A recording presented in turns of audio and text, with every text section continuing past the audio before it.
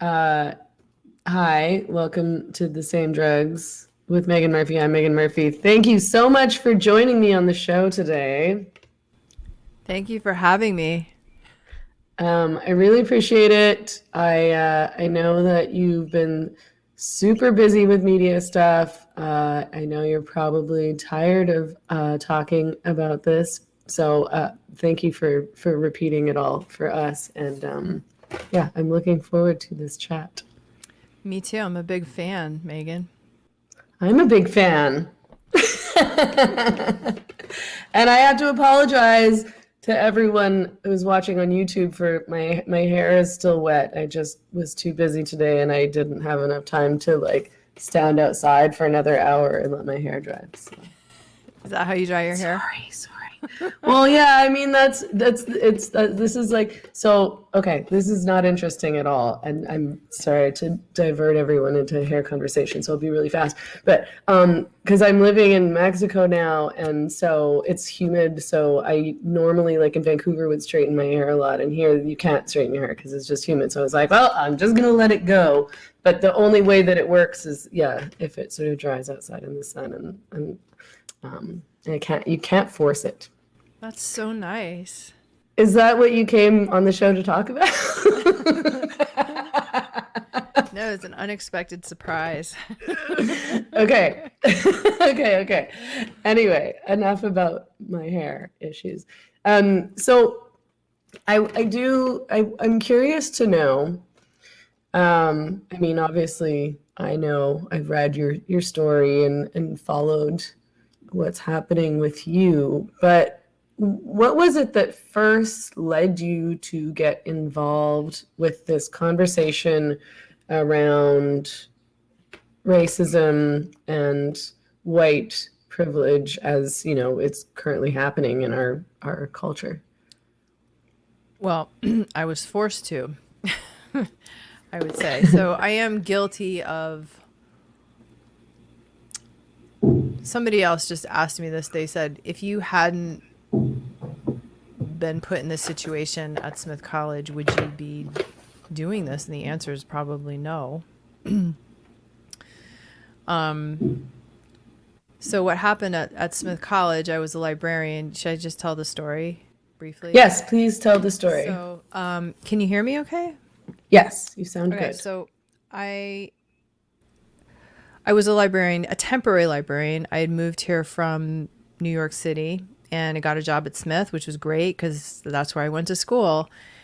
And I was temporary, and I was about 6 months after I started, I was tasked with this huge orientation event for 600 first year students. And the person who gave me the venue said, I'll let you have this big venue where you can do the library orientation in front of 600 first year students if you promise to do something crazy. Like it has to be totally crazy. Like it cannot be a boring slideshow. Okay. So I was like, okay, I can do this. And this is why they hired me. They needed somebody right away, an outreach and engagement librarian, like somebody who is going to, and even at the interview, they asked me for examples of like crazy things I had done before, to engage students. So I have a music background, and I thought, what's the best way to transmit a bunch of otherwise very boring information to 600 very exhausted first year students? Obviously, a rap. So, Obviously. yeah, of course. So I got a band together, and, I worked really hard. There's a lot that goes into putting on an event for 600 people. And I was the point person. And so I was working at night and working all day and all this stuff. So cut to July 31st, which was about July 31st, 2018, which is about a month before this big event was to take place. A black student was in a house that she was not supposed to be in, and a white custodian called campus police. Not because he all he saw was an adult in this house, and this house was actually being used for summer camp for kids. And the custodian had been there for over 30 years. It wasn't like he was unfamiliar with students.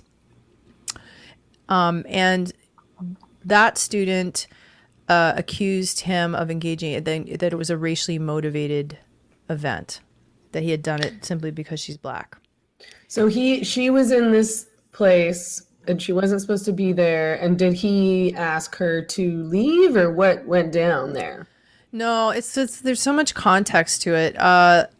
She went into the dining room first, and because there had already been some tensions with students and like dining staff enforcing rules like the gluten-free line and putting shoes on, like there had been incidents before where dining staff were accused of being racist or accused of being abusive, like simply for enforcing rules. So it's already a little bit tense.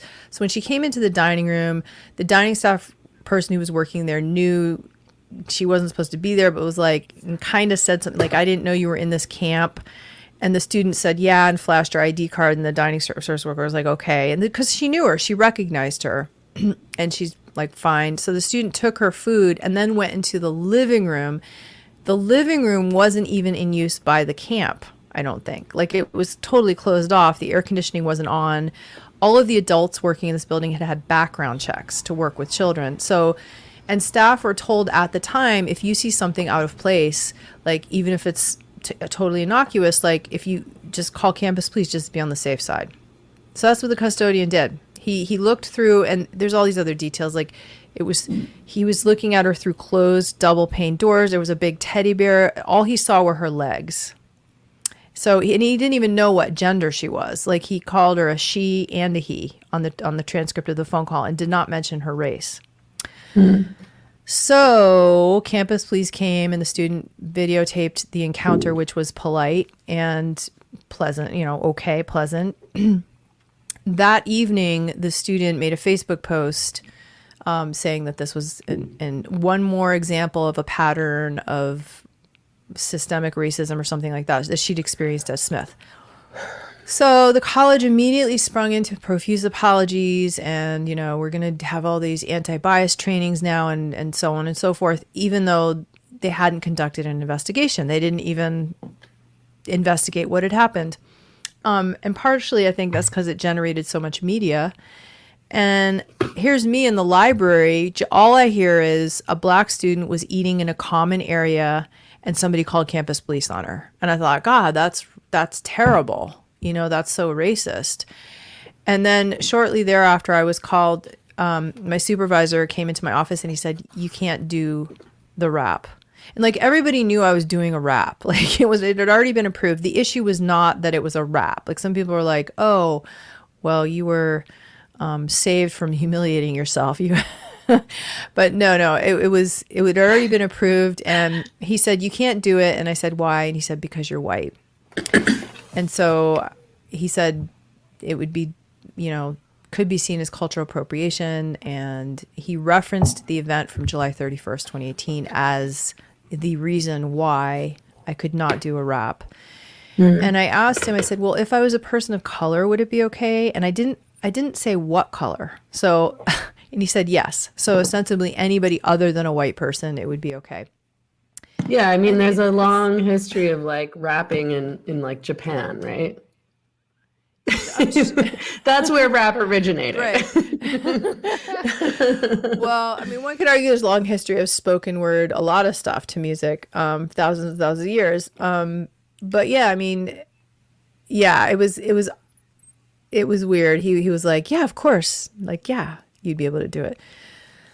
So it was significant because I was up for a job at the time, and to pull this off successfully, this event would have been like a huge kind of coup on my resume. And so I was denied that opportunity, and it really, it stung. And I was very confused too, because I was like, wait a minute, that feels like racial discrimination. But I was like, but is it racist of me to think that if I complain about it, that then I'm somehow a white supremacist because I think that I've been discriminated against? See, this is how it gets into your head, this ideology that somehow white people are racist just inherently because of their skin color, or if they object or they think that they could possibly be discriminated against. And so I didn't know what to do. I was humiliated too. I thought, oh gosh, like now all these people think that I was going to do something that was like culturally appropriating. And I did go to the dean, and she said she knew I was up for this job at the time, and she said, well, how you choose to handle this is going to give us a lot of information an insight into you as a candidate for this position. So that was kind of that, plus just it was memorialized in an email, just the completely no hesitation about saying this to me and specifying that it was based on my skin color really kind of messed with me. I was like, so it's not wrong to do this? Like, it was just so blatant. Yeah. It was like, Had you like thought about this before? I mean, I just like to be transparent, have just sort of in the past, whatever, 5, 10 years ago, whatever it is, sort of knee-jerked and said, like, there's no such thing as reverse racism. Like, racism is about power. So it's essentially, I've said, well, it's impossible to be racist against white people, just like it's impossible to be sexist against men. I've changed my perspective on those ideas since. But, like, was this kind of the first time you were like, wait, like, is this okay? Is this true? Like, is this legit? I hadn't actually, I don't recall ever hearing a lot of rhetoric about like that racism is prejudice plus power. I'm not an academic. I mean, I went to Smith. I graduated a long time ago. I went to library school. It really wasn't until I got to Smith that I started hearing about systemic racism and that racism is prejudice plus power. So if you don't, and it's, if you're not white, then you don't have the power, right? That's how the rhetoric goes. And when I started hearing this stuff, I thought, well, I trust them. I trust Smith College. If they're telling me that this is true, they must know this is a prestigious institution, and they must know the research and the evidence that there is this thing called systemic racism, and racism is not actually something you do, it's something you are, and it's prejudice plus power and all that stuff. So I just, I went along with it and I was told as a white person, what I can do to help is to talk about my white privilege, and that's somehow going to help the situation. And I believe that, and I want to help. I think racism is bad. If somebody's telling me this is what you can do to help this problem of racism, then naturally I wanted to do it. Well, and especially if you sort of don't know what to do, which I think a lot of people don't know what to do. Like, a lot of people are like, racism is bad, but I don't know what to do. Probably because they're not the people who are being racist. So they're like, okay, this is a way that I can contribute. I can talk about my white privilege. Great, I can do that. Yeah. And in a way, it's almost like a trick, though, because in my mind, the way to fight racism is to not be racist, to not engage in racist activities. And so I think that this notion that, oh, well, if I just talk about my white privilege, like, there are actual problems that exist in the world, and some of them are attributed to racism, I'm sure. But I don't think that talking about our white privilege is actually addressing any of those problems. And I think part of it's a definition issue. Like, it's hard to like understand why racial disparities exist if you just say, oh, it's just because of white supremacy or systemic racism, because then it's like that makes it hard to actually recognize why they're actually occurring. Because I think there are problems that exist, we just can't see them. It kind of obscures our view and absolves us of doing anything. Yeah, for sure. I wanted to, I mean, I'm sorry, I'm going to backtrack a teeny bit, but this story about the student in the dining hall and the custodian, I find really strange, because I know this is our culture to just start filming things, but it's like there was no real altercation. I don't understand why this student was filming this conversation with a custodian who was just asking sort of politely why No, no, they were there? the Or, custodians didn't talk to her. The campus police officer just showed up. So she started filming when the campus police officer showed oh, up. okay, got it. And Okay. then I think the custodian was standing with the campus police officer or something. I don't know if he actually talked to her, but the interaction was actually not violent or abusive in any way. And yet she posted it on her on her Facebook page anyway. Right. It's funny. I mean, it's like to post about that on social media when there was nothing really bad that happened. It seems to me like there's almost a desire for oppression. Like people almost, and I think probably particularly like privileged people, because this seems common with like university students, for example, where they want there to be some kind of violence or altercation or discrimination. It's like they want something bad to happen to them because these things that are happening are not really bad things, and yet they're blowing them out of proportion as though they were somehow harmed or targeted in some way. Yeah, I mean, it's hard to know with this particular individual. I don't know that her history, or if she has a history of trauma with police officers. I mean, who knows? We don't know. But on the face of it, it doesn't seem like it was bad in any way.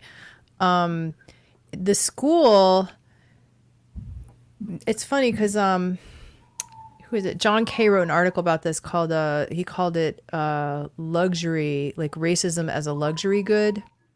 The students pay a lot of money to go to these schools, and so it's not like they want to like have a problem to fight or something. That's just his theory. I thought it was an interesting article. But the school itself, it was almost like they wanted it. It was like they used this situation to justify putting into place all these programs and initiatives to combat systemic racism and all this. Everyone had to go through anti-bias training. And they did this even though they conducted an investigation, and it resulted in 170 pages of exhibits and an investigatory report by an outside agency. It found no evidence of racial bias, and they really looked. They really looked. I mean, they had floor plans, they had audio, they had the video. They went through all the phone calls back, campus police, many years to see if there was a pattern. They went through this guy's HR record. They interviewed everybody. They found nothing. And yet they proceeded and they quietly announced that, this is not, there's no evidence of racial bias, but we can't rule out the possibility of implicit bias. And then they went on to like do all these programs and to continue with this narrative that it had been. And they never, so it was almost like the school wanted it to be too, like really bad. I wonder why. Yeah, I wonder why. Well, do you, I mean, would you think like, Many is there like theories. funding attached? Do you have theories about why Well, these universities are? that is one theory, right? That it's I don't know. I don't know how they, I mean, one theory is it is an industry, the DIE or the IE industry. What's DIE? Diversity, inclusion, and equity industry. There are companies and contractors that make a lot of money selling this to schools. And later on, I went to a training, and outside consultants were hired. And so Smith does do that. They hire outside consultants and bring them in. So So there is money to be made. yeah, there's money to be made. And I just think like possibly it could be fear of what might happen if they don't. I don't know. And I suspect that the student, because the ACLU swooped in immediately to represent the student. And I think there was I remember reading somewhere there was some kind of agreement between the school and the ACLU that they would put into place certain things. And I don't know if they made this agreement before they even finished the investigation. I wouldn't be surprised. And I haven't heard anything from the student, who was very, very vocal at the time. I haven't heard anything from her since I started speaking out, which I think is a little uncharacteristic probably. And so I imagine there's an NDA there. So I imagine there's something going on with the student. I don't know. But as you point out, this does happen at a lot of universities I have now since become aware of. It seems especially the prestigious ones, the elite Yeah. ones. Yeah. Okay, so let's continue on your journey. So you were told you So my can't journey. do a rap. You can't do a rap because you're And white, and the whole story's been reduced and to that that. was attached to this incident that was not an incident. Right, right. So I was going through a lot of emotions and feelings and tormented really because I was upset. And I ended up withdrawing from that position. It felt sickening to even be in that environment. So I ended up moving to a different part of campus, taking a different job, lower pay, and I thought it was going to be a job that was kind of under this racial radar. Like I thought it was going to be like where I don't have to really talk about my race. Like it was an admin support job. I was basically giving students ID cards and keys and like just really nuts and bolts stuff and a pay cut. I think I mentioned that. But I thought, well, this is good. I can just do my job and go home. It's like, do a good job and go home. Oh, no, no, no. Au contraire. This was in the residence life department, and I did not know that residence life departments are epicenters of social justice, and that people go to school and get their master's degrees in higher education, and they go on to work in residence life departments. And these master's degree programs are thoroughly grounded in critical theory and social justice, critical social justice values. And then they go to these residence life departments and they create these co-curriculums. So that is a curriculum that works or operates alongside the academic curriculum. And this co-curriculum is all about social justice. And so they have like topics like cultural appropriation and white privilege and so on and so forth. And this gets taught to student leaders who then teach it to students in their houses. And so I was, as part of my job, expected to support and help create this curriculum, which I had a lot of issues with because mainly I felt like the curriculum was really disempowering, especially to students of color, to non-white students. It felt like it was telling students you are marginalized, you're oppressed, you are a victim, and setting up this strange dynamic where your freedom or liberation depends upon your white counterparts to talk about their white privilege. It just felt like very extremely disempowering, and like kind of like your skin color is your destiny. Like you're not going to have the same advantages as your white counterparts. And then telling white students that, no matter how hard you work or what you do, it doesn't really matter. Like you already got a free pass.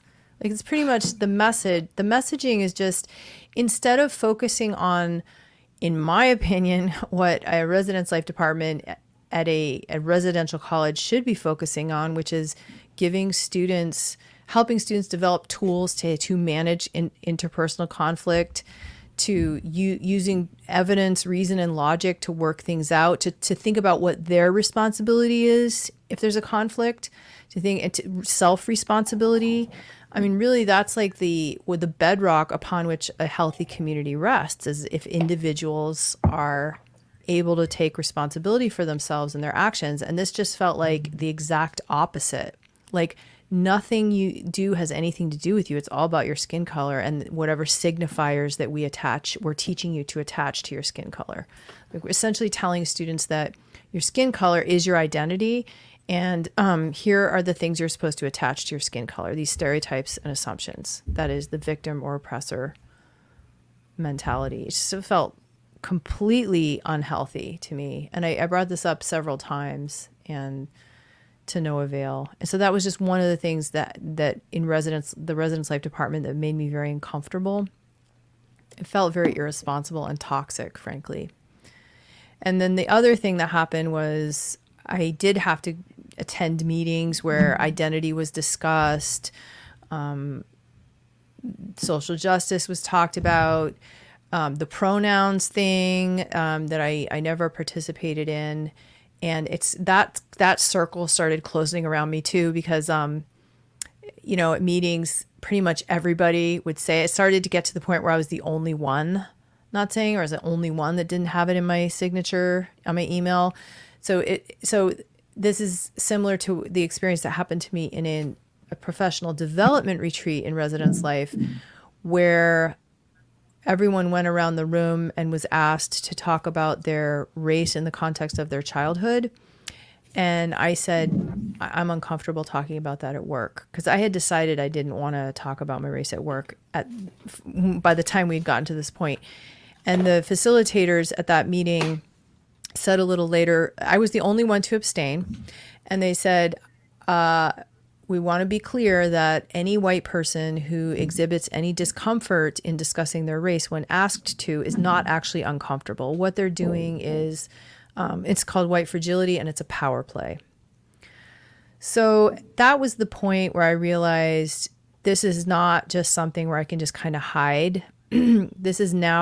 I've now been told that even abstaining or not saying the right words or exhibiting the right feelings even is an act of aggression, essentially, that I'm doing something that I'm bad.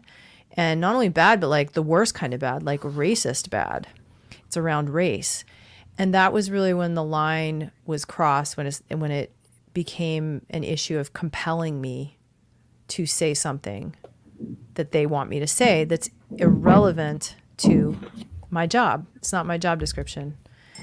So that's when I filed an internal complaint, and eventually I made a video when I wasn't really getting any traction on the complaint. A number of things happened. George Floyd was murdered and BLM got active. So these things all kind of started getting more intense after I filed my complaint. Like a lot of segregated meetings, or saying white people are especially responsible for this work and you should come to this meeting, and then going to the meeting being told that white voices would be deprioritized, like things like that. Just, it got really racial, like they're hyper racial after George Floyd was murdered. Did anyone respond to your complaint? Yeah, so I filed an internal complaint, and when they investigated it. When I went to talk to the person who handles complaints of racial discrimination, she has a JD, and she asked me, I started telling her about what had happened in the library, which was documented in an email. Like, literally, you can't do this because you're white. She asked me if I believed in white privilege. And then she told me the Civil Rights Act was created to protect traditionally marginalized groups of people. And I think that was kind of a hint that, like, not you, Jodi. And then she said, if you proceed with this complaint, I'm going to have to hire an outside agency to investigate it. And so I said, well, I thought you were the person that handles this. And she said, well, usually I am, but this is different because you're white.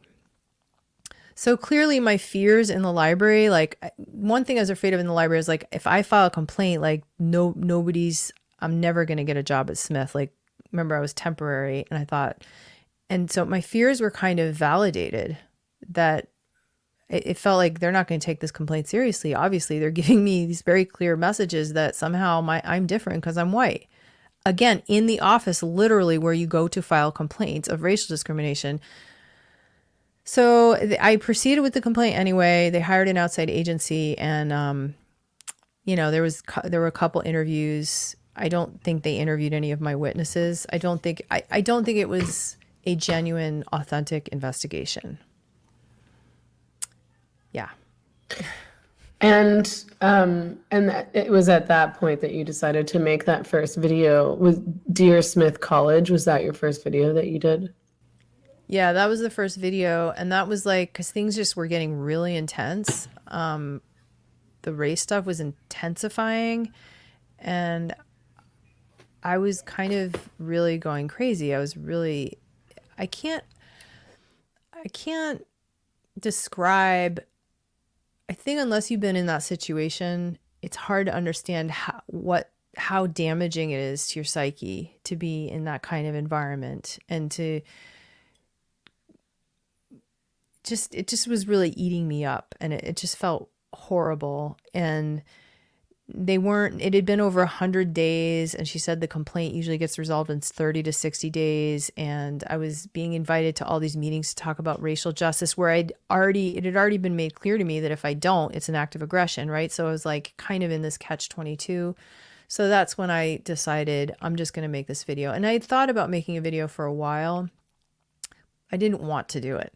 I thought it might get to a point where I have to, because I realized this is a big institution, and I didn't, it just felt like David and Goliath.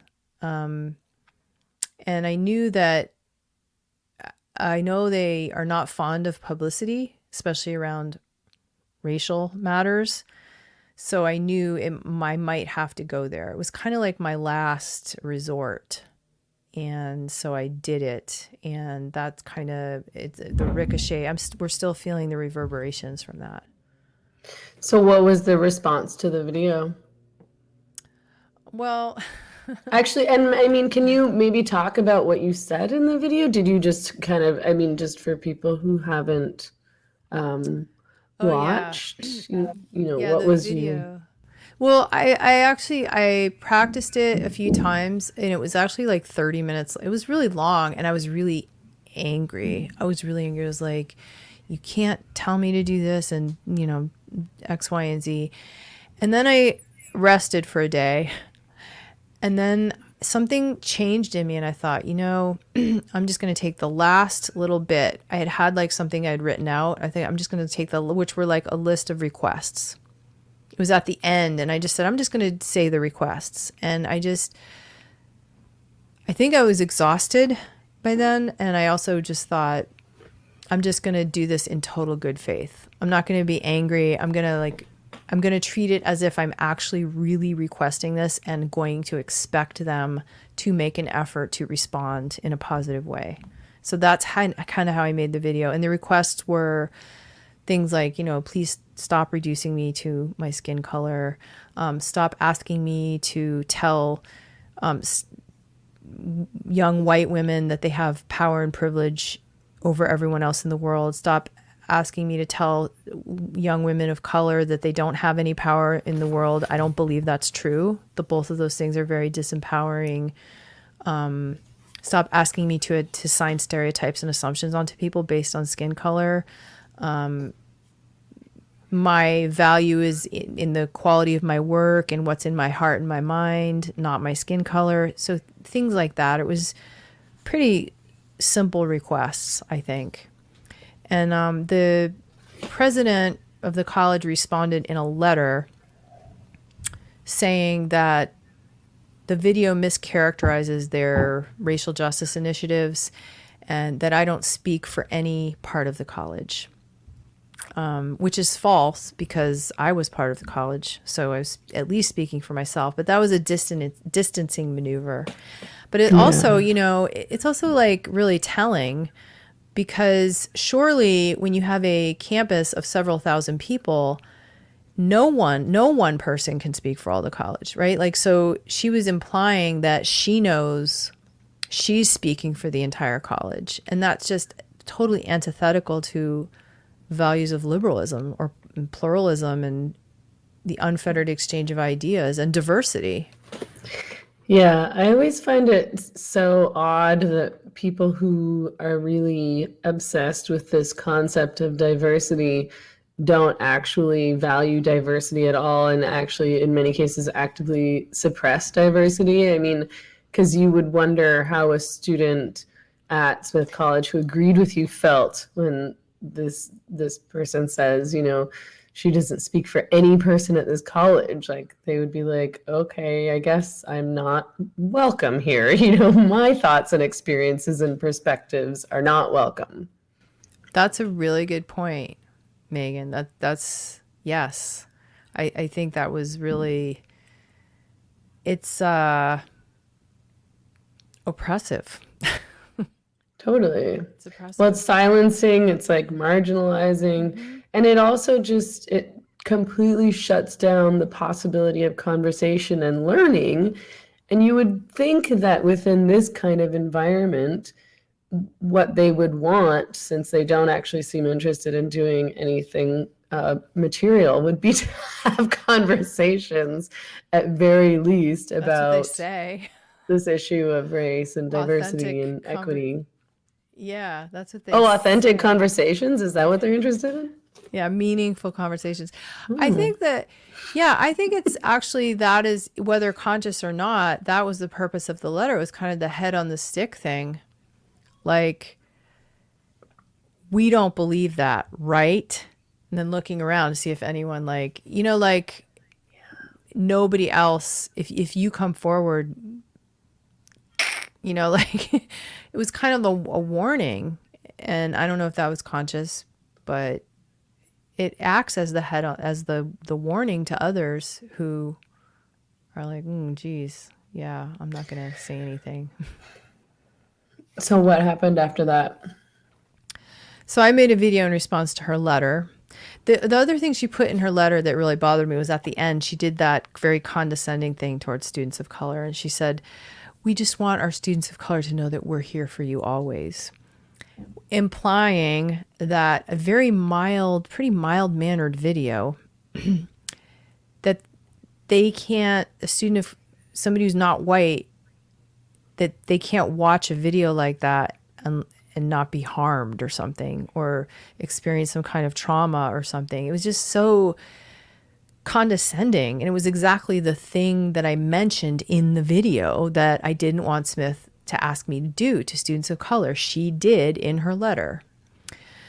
So I pointed that out in the video. I just went through the letter and responded, and I said, we can agree on one thing. She said something about we are committed to racial justice. I said, so am I.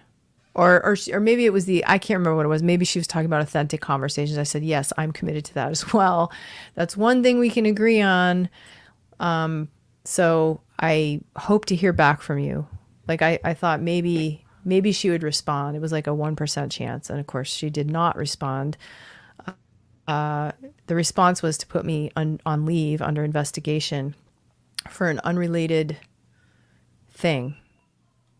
What That was the unrelated response. thing? Well, the residence life email, which I answered and a bunch of other people answered, it's a departmental email. After I made the video, we received several emails because I had actually gone on Tucker Carlson right after I made the video. And so a lot of people wrote in to say, Jodi Shaw went on Tucker Carlson, as if this college didn't know that already. Jodi Shaw went on Tucker Carlson and he is a white supremacist. So therefore, you need to fire Jodi Shaw or something like that. I'm paraphrasing. That's like a Several. lot of people that need to get fired if that's how this works. Anybody who goes on Tucker Or Carlson is a watches white him. Or supremacist. watches him, right? Damn. I'm out too. So by now I'm collecting evidence, right? I'm forwarding emails to myself in my home computer, and I forwarded those emails to myself. And so they put me under investigation because they said they said you forwarded emails to yourself and you're under investigation. And I was like, well, they said, why were you doing it? I was like, because I'm collecting documentation because I might have a legal action against the college. And they said, well, one of those emails had student information in it. And I'm still not clear on what email they were referring to. They did not tell me. There was one email that mentioned a student, but it was like the outside person had mentioned her.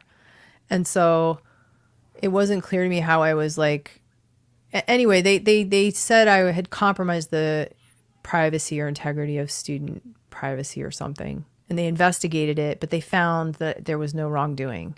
But yet they were still giving me a warning. And so that was the point where I had to decide when the investigation was over, okay, do I want to go back to this environment or not? And there were some settlement negotiations, which I won't get into. But I decided that going back into that environment was like going back into an abusive relationship, and that it would my mental and physical health was already severely compromised by that point. So I didn't go back. I resigned. Were you experiencing any harassment or threats or anything like that? I not really. Well, harassment, yeah, I believe I was being harassed based on my skin color. That's what I filed the complaint about, and that's what my complaint that's now with the Massachusetts Commission Against Discrimination is about. But if you're referring to, you mean like after I made the video? I No, mean, what actually, I was like, haven't. was there a big response from like students or people online or, what was that whole You know, experience like? it's been like 99% supportive. I was actually surprised because that was something I prepared myself for because I have Hmm. kids and I was like, okay, people are gonna, they might be driving by the house, like throwing rocks. And I was really like preparing myself and I thought, okay, I'm gonna like psychologically, like I had set up some social media accounts in anticipation of maybe making a video and needing to amplify it. I thought, Yeah. okay, it's just social media. I can just close the computer. Like I was like prepping myself. But actually, I got like one anonymous email from somebody claiming to be a student who said, if you think it's bad now, wait till the students come back to campus or something like that. Hmm. And then just a few like random tweets. And then, but nothing directly to me, which I was actually really surprised by. I really thought I would get a lot more. I know for a fact that in the alum Facebook group, the Smith alum Facebook group, a lot of people will send me screenshots, like just a lot of flack in there about me, like personal attacks and stuff, but not to my face or my screen. Like they do it Hmm. amongst themselves. So, and then the alums wrote a letter to the college. They tried to get like some letter going, but no, I haven't. And it's been actually really great because I found a community that I like a lot better than the community at Smith College. And that's nothing against the individuals that I worked with. It's just it's a racially hostile work environment. It's interesting because, I mean, it's scary to speak out about this kind of thing. And often there are major repercussions. Sometimes people get fired, sometimes people are ostracized, sometimes they're, censored, banned, threatened, etc. Um, and so a lot of people don't speak out because they have fears about those kinds of repercussions. But I mean, I've spoken out a lot in my life. And No. like it is, I don't want to pretend that it hasn't been really stressful at times, or even scary at times. But and and hurtful. Like I have, people have said really horrible things about me, and I've lost friends, and so on and so forth. But it actually feels a lot better to speak out about this stuff, and you do connect with a lot of people who agree with you. Like you find that when you do talk about these things, it's actually, especially in person, it's actually more likely that people, I think, will understand and agree with you than not, in my experience. Like there's this idea, because I think people spend so much time online and watching liberal media, that everybody thinks these things, and anybody who doesn't think these things is bad and just, generally unwelcome in society. But out in the real world, it's not like that. Like, did you find that, did you find that, like, I'm assuming you've been having lots of conversations about this kind of thing with people Yeah. lately? Yeah, I was just talking about that today with my friend Jenny. How morally insulating it is, and you really think like, oh my god, like this is such a big, and then you take that step, and then you realize like the world is so much bigger than this Yeah. little bubble that I've been trapped in. Yeah. And I there's so many people that I would talk to about this at work.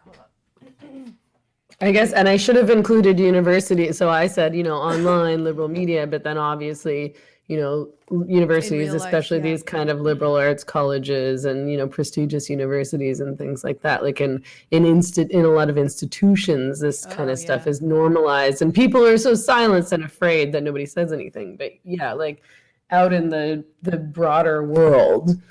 Yeah. In the broader world, this is, it almost looks, somebody says like walking through the fire and then you realize on the other side, like it's so beautiful and it's free. It's freedom. Really, I think that's what it is. Freedom. I feel so relieved and glad that I did that because there's nothing like lying to yourself or even just like something's not right, but you're just like going through the motions of it. It's still a lie. You're still, in a sense, lying to yourself. Even if inside you're like, I know this isn't true. I know this isn't true. You're still lying by going along with it.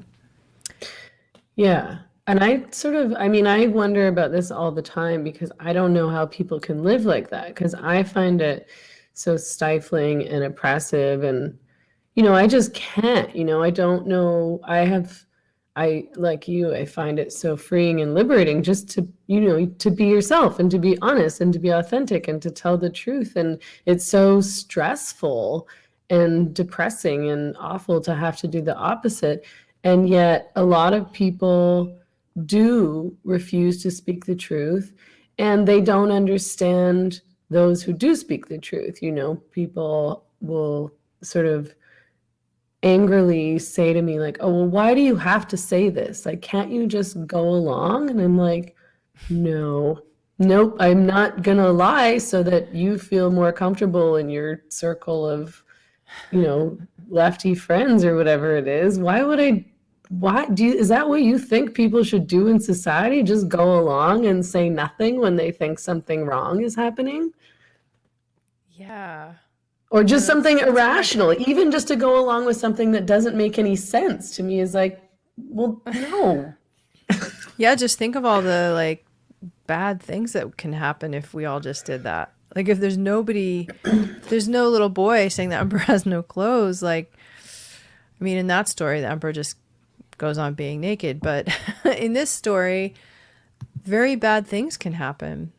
Like I think what it is that this particular idea, this critical theory, and it's not just about race, it's the gender stuff. It's just like this notion that reality is completely subjective or something, and that there's no objective reality. I mean, that's like, how can that result in anything but chaos? I mean, if we can't agree on the tools we're using to determine what reality is, which is Enlightenment value tool, reason, evidence, logic, scientific method. We've agreed that those are the tools, and that's how we're able to determine what is true. So, like, even if I disagree with you, I can say, well, here's why I disagree, da da da da da, and then you can say, well, here's why I disagree, and then we can examine each other's tools, right? We can examine each other's evidence and arguments. But if one side has said, no, those tools are no longer valid. The only thing that's valid is what I think inside here, my lived experience of reality. How can you possibly make any progress like that? The social progress completely depends upon Enlightenment values, or at least that's as far as I think we've gotten as humans, as imperfect as that might be. So it's really crazy to think that you could have a functioning, healthy society when you can't agree on what tools you're using you're not using the same tools to determine what's true. I don't know if you've looked into this at all, but when do you think this sort of switch happened where we stopped talking about racism as, racist actions or, active discrimination, and turned it into something that is, in your head that, apparently everyone can read each other's minds now. But racism, I think now is more commonly understood to be thoughts. You're thinking racist thoughts. It can be a micro. You don't have to, and you don't actually. I'm not explaining this well because it's like I don't, even I don't think racist things about people. And yet, because of my white privilege, these sorts who are engaged with critical race theory and whatnot would probably say that I'm racist just because I'm white and I just can't help it. Or you're racist because you're white and you're not thinking about racism all the time. Okay, right. That's part, it's white privilege. You don't have to think about race.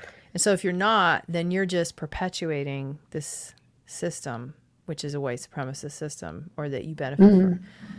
So yeah, that's the story. I When don't did know. that happen? Do you know? Like, Well, this all of this. I mean, Megan, I'm like, this is postmodernism gone awry, right? I mean, people have a lot of different theories, but I think mostly it goes back to the 70s, the 80s.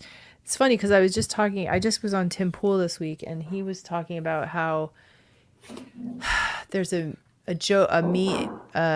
comic, and somebody sent it to me, and it's like the Occupy Wall Street people are all outside this window, and then inside the window is like Wall Street guy, and he's like on his phone, he's like, teach them about identity politics, or like, so like problem solved. yeah. So, I mean, that's like a very cynical view. We're living in cynical times, that it was like on purpose to divide us and to prevent us from organizing along class lines, which we're not able to do now because we are so divided by race. So Yeah. if that was the purpose, then it has been successful. Yeah, no one talks about class anymore. It's crazy. Yeah, it is crazy. It's crazy when Biden says, we're going to, I don't know what he's talking about, the stimulus plan or whatever. You'll find that I'm like, I never watch the news, hardly ever. But he said something about, we're going to prioritize communities of color in terms, I think it was for stimulus package for businesses or something. And it's like, really? Even like in Beverly Hills, like, like, couldn't he have just said, we're going to prioritize communities that have been impacted the most by the coronavirus, communities that have suffered the most economically? Like, that would have also covered many communities of color. Not all communities of color are necessarily, I mean, even that's kind of racist, right? Like, there are a lot of middle class communities of color. I lived in New York City. It's not necessarily, I don't know, it's just like, it's so divisive and destructive. It's divisive and destructive. Well, it also doesn't make any sense. Like, I don't think that it's helpful to, I don't think that these kinds of, discussions and policies are really necessarily going to help people if that's how we're going to talk about who needs help, who's marginalized, who's suffering, who's struggling, and it creates a really warped version of the world, to talk, even just to talk about, like white people versus people of color. I mean, it's like there's lots of, there's like the Irish, it's not, white people have also experienced lots of oppression.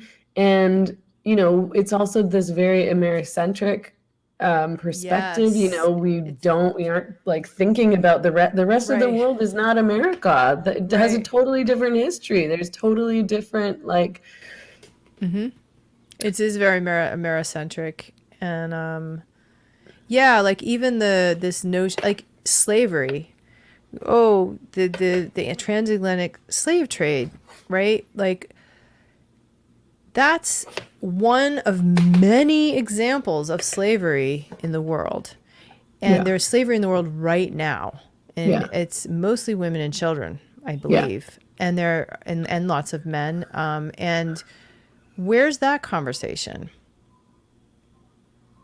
Yeah. I was talking to a faculty member at Smith, and she said, instead of like, it would be great to have a course at Smith that was about like slavery in general, and then putting the transatlantic slave trade within that. Like, so it's like it's comparative, so that you see that this is like a thing that has existed since the beginning of time, and every race has enslaved every other race at one point in time. And so it just, none of this, so much of this, even at Smith, so much of this, like the co-curriculum just felt so shallow and jargony and like not grounded in history or context. Like just felt like the depth of a Twitter feed, really. Like, well, that I can't even say that because sometimes people have some pretty profound tweets sometimes. Like, for example, like they send out these newsletters, and one was on cultural appropriation, and the official cited source for the stuff they were saying was Jezebel magazine and Everyday Feminism. And I was like, you've got to be kidding me. Like, this is Smith College, and you guys are quoting these pop news outlets as some authoritative sources. It just feels like Jezebel magazine. What a joke. So, I mean, okay, so you've resigned now. Did anyone respond to your resignation letter from the college? Yeah, HR responded and they said, we accept your resignation. Thank you. I wanted to write back and say, oh, thank you so much. Yeah, I was wow. really worried about that. And then, so then what happened? Oh, well, my resignation was pretty public. So I sent the letter to the president and I copied some people, and then it was published in Barry Weiss's Substack approximately 4 hours later, I think, and became big news. And so the college responded to that with a letter, and they started off by saying, normally we don't comment on personnel matters so publicly, but this person, and they didn't name me. And then, then a few days later, a New York Times article came out, and that kind of eclipsed my resignation letter, I think. And because it was about a situation, that July 31st, 2018 situation that I was very first thing I talked about in my internal complaint, because that situation really, I think, resulted in a racially hostile work. Like that Smith used that to create all of this stuff and these programs and really really hammered down on the systemic racism thing and successfully created a hostile work environment for people. And I was not the only staff member. There was one staff member who wrote a public letter to the local paper after that incident and pointed out and said, the way you guys have handled this has created a hostile work environment. And they didn't respond to that either. So anyway, the New York Times article came out, and it was just about that July 31st, 2018 incident and how the college had mishandled it and been very extremely disingenuous and even cruel in many ways. And so then they responded to that.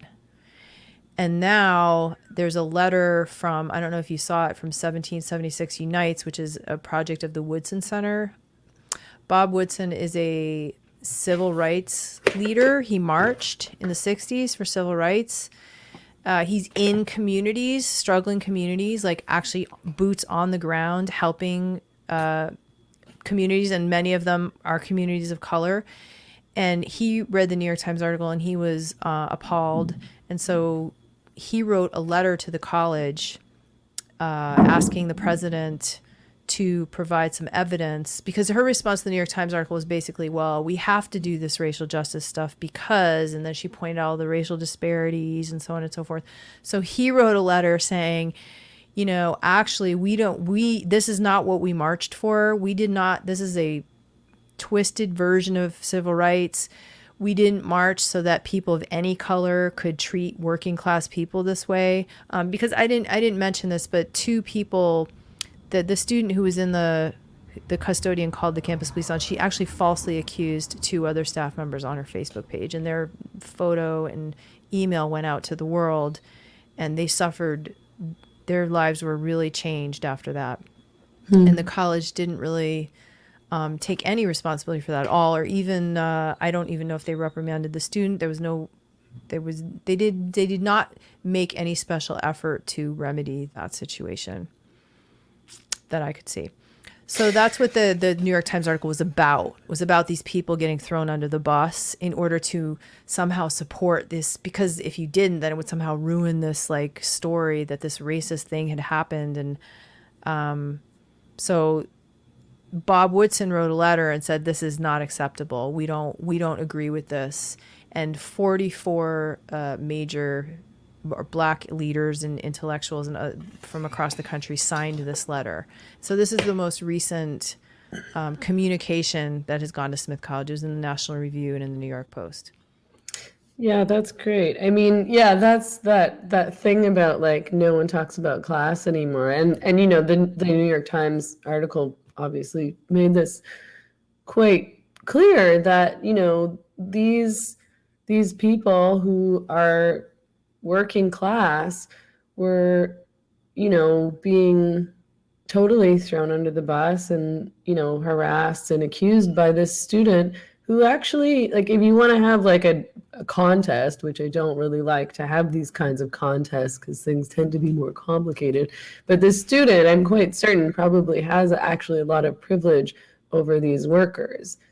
I'm making that assumption based on the fact that she's attending this college, but then also based on the fact that her voice was heard and taken seriously, and these employees were totally thrown under the bus and not supported. Yeah, that. I mean, just, all you have to do is look at the situation. And if you're going to talk about power, who had the power in that situation? Yeah.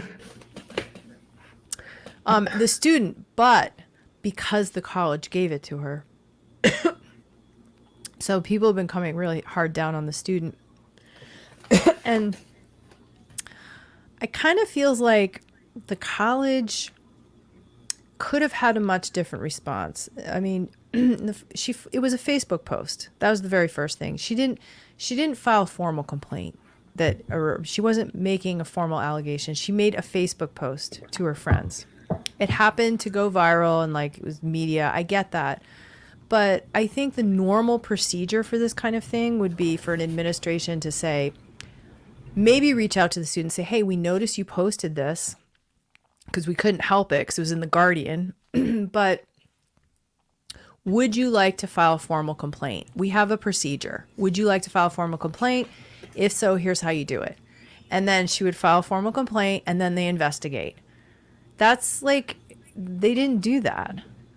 Mm-hmm. They just were like, they automatically assumed, and that's because of this notion of systemic racism. And so it didn't really even matter actually in the end what actually happened, because if you believe there's systemic racism, then it doesn't matter even whether or not that incident was actually racially motivated, because it's not a question of what happened, it's how is the racism manifesting, because we already know it's there. Like that's this right.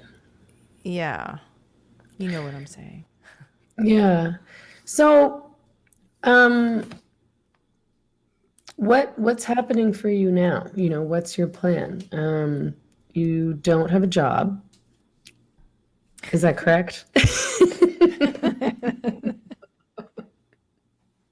Going on podcasts.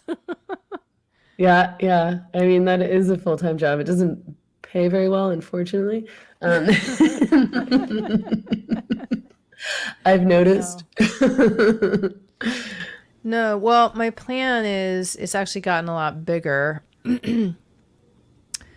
My plan is to keep doing this. My plan is to engage in litigation with Smith College. That's my job. Or rather, right now there's a complaint at the MCAD, and that's my job. And my job is to try to, I mean, so many people have reached out to me by this point. I'm just trying very hard to help a lot of others build an infrastructure to support a movement to protect our civil liberties. I mean, the ACLU is nowhere to be found. So we don't have a lot here to help. I mean, just the number of people who have reached out to me is overwhelming. I can't even respond to everybody, and it makes me feel bad. And I also hear these stories, and it just keeps reminding me of how terrible these situations are, and how people, some people like it's, and you also have this elite and plebeian, I guess, or elite and populist thing going on. Like, this stuff came from the elites. Like, the Yeah. elites created this monster, Yeah. and now it's coming for them. Like, people are getting ousted from the New York Times and from universities. They're getting canceled. And so I think it's a different situation for them. And not for everyone. And I'm not talking about adjuncts. And like you said, everything's complicated, but people who work in dining services at a college, for example, or as a custodian, for the most part, are not going to be able to just like go become a thought leader or Yeah. create a Substack and, make double their income Yeah. for the most part. So I think this problem does affect people who are in wage, hourly wage, or I don't know. Everyone's situation is different, but people who are getting a paycheck from a company or an institution are very vulnerable because most states are at will. I think, if there's racial hostility or harassment going on, I really wish, I wish more people could and would file lawsuits, but that takes money. Yeah. And if you start speaking out and you lose your job, you don't have any money. So you're kind of in this horrible situation, and you're also at risk of being ousted from your entire social group, as you know. Yeah. And that can be hard, especially if you're older and you have kids and and then you're worried about your kids. And then it's really hard to get out of the situation. There's not a lot of, and it's not like you lose your job. You also become unhireable. Yeah. Yeah. For the most part. You can't get if your another name's job out there, people just look you up. And it's not even like a company might not even care what you believe in. Like, they might be anti-woke, but they just don't want you near their business because well, they don't want the drama. Like, they don't want to get harassed either, like that's just a lot of work for them. And it's funny because I in the past always heard people saying, about cancel culture. It's like, oh, well, I'm sure they'll be fine. Like, he'll be fine. He's a white man. He'll be fine. And it's like, I don't understand what you're talking about. Like, if somebody can't get a job, if they become unemployable, then no, they won't be fine.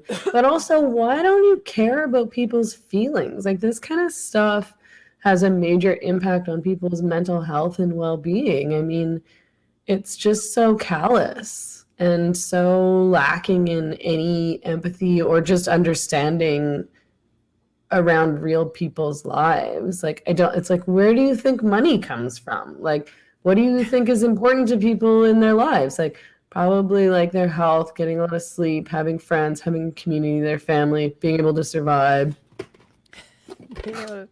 Having shelter is important. Yeah. Like, what are you talking about? Yeah, I think that's this ideology, that's kind of how it works though, I think. Like, it undermines your moral compass. I talked about this in one of my videos. And then that's when people can do really cruel things to each other, as we saw at Smith College. Like, somehow that's justified because this this thing is more important. It's like, don't you understand you're actually hurting people? They don't, somehow it's like it's for a greater good or something. Yeah. Well, I think that's what they think. And I think that's the problem with the left. This is something that I realized recently, I think from talking to Peter Hitchens, but it's like, if you have this idea where sort of you want to create this like ideal world, there's some other ideal world that only exists in your head, no one's ever seen it, and it's justified to do anything to get to that world. I mean, that's like pretty dangerous, and inevitably has in history and will again lead to incredibly cruel, violent, oppressive acts. Like, if you're just going to justify, I mean, there's obvious examples. If you're going to justify, killing people or putting them in concentration camps or something like that so that you can create this better ideal world, Yep. that's so dangerous. And I feel that this is what people are doing right now again in a different form. I think a lot of people would agree with you.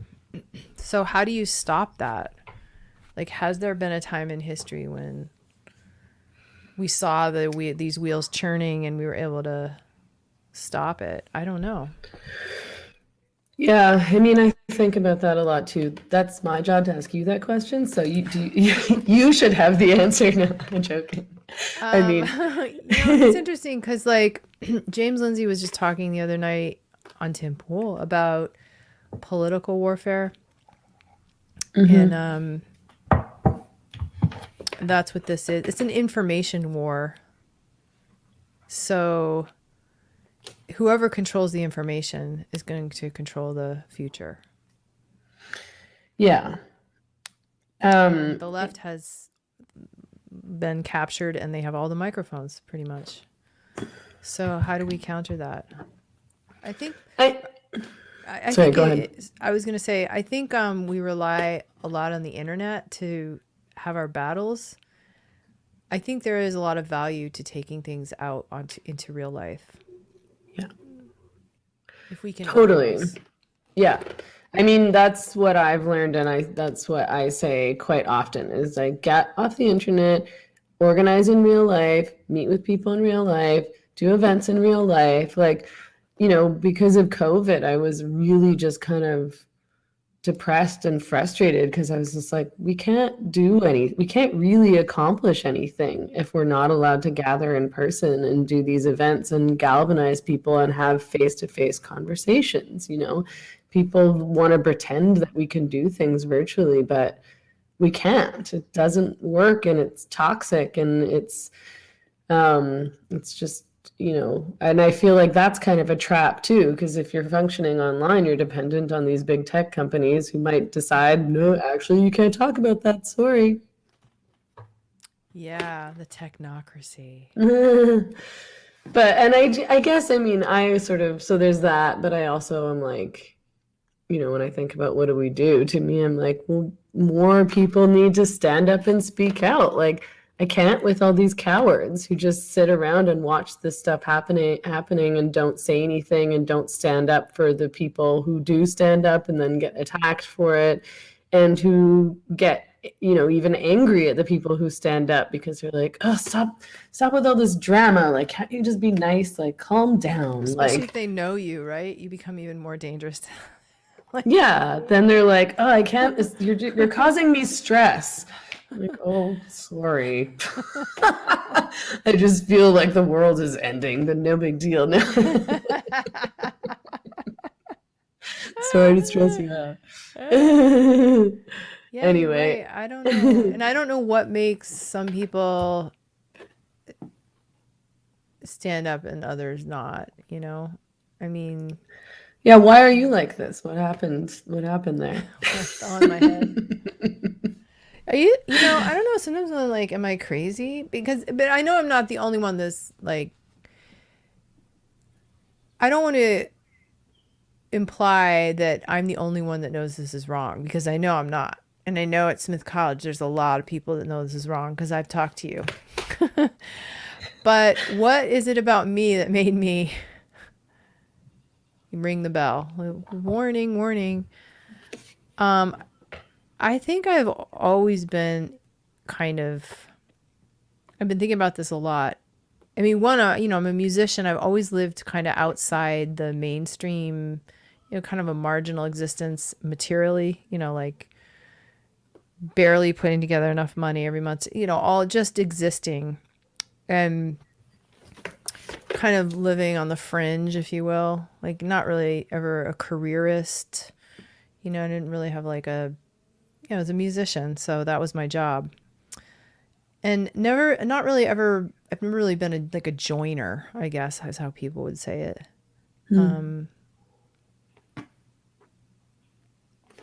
I don't know how else to describe this. I think there's something just about me that, and also I think that like my bullshit detector, I hope I can say that on here. I don't know if this is going to go Oh on yeah, YouTube. yeah. It's okay. Yeah, my bullshit detector is just really sensitive. And by sensitive, I mean like I pick up on it and, I've gotten by like just keeping my head down, my mouth shut. Like I can do that, but to a point.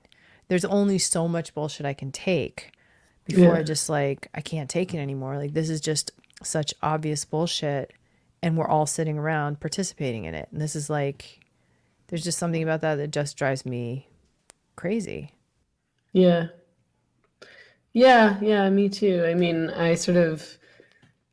I can't really stand being around phony people or people who I think are inauthentic. And I feel like I can tell right away when somebody's being insincere and fake. And it just makes me like tired and annoyed. And, I can Bored. sort It's of, boring. it's so boring. They're so boring. Like, I can't have a conversation with you. I'm just gonna like stab myself in the eye because I'm so bored.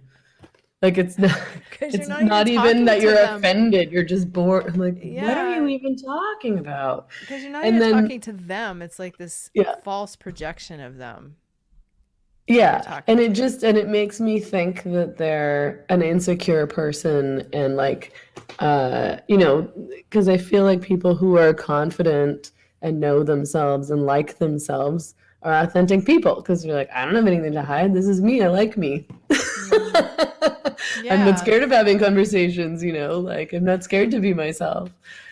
Those are the Um, interesting people. totally, totally. And I've met so many Eh, of them since I made my video. yeah, So, yeah. I mean, that part's great. It's just, I always want to shake people. Because I constantly am saying this, I'm like, that if you got out into the real world and you talk to regular, normal people, you would learn that not everybody thinks the same way as you. And wouldn't that be crazy if not everybody thought the exact same way you did?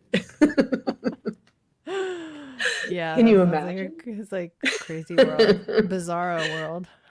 Yeah. I'll let you go. I've kept you for a long time. I'm sure you're exhausted and would like to move on to other things beyond podcasts. But it was really great to talk to you, and I hope that we can talk Yeah. again because I feel like we could talk a lot longer and about all sorts of other Yeah, things. I would love to talk about other topics. Oh my God, I know We just exactly how you feel.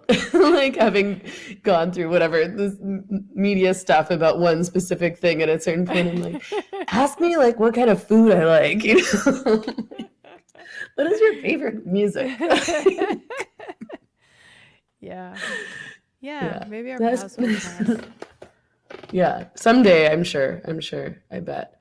Okay, well, thank you so much for all your time and for being brave. And I really liked talking to you. Apologies again about my hair. I Your hair looks would have cut my fabulous. head out of the thing. That was just Oh me my, fishing for compliments. no, you have beautiful hair. I'm just Thank you. jealous.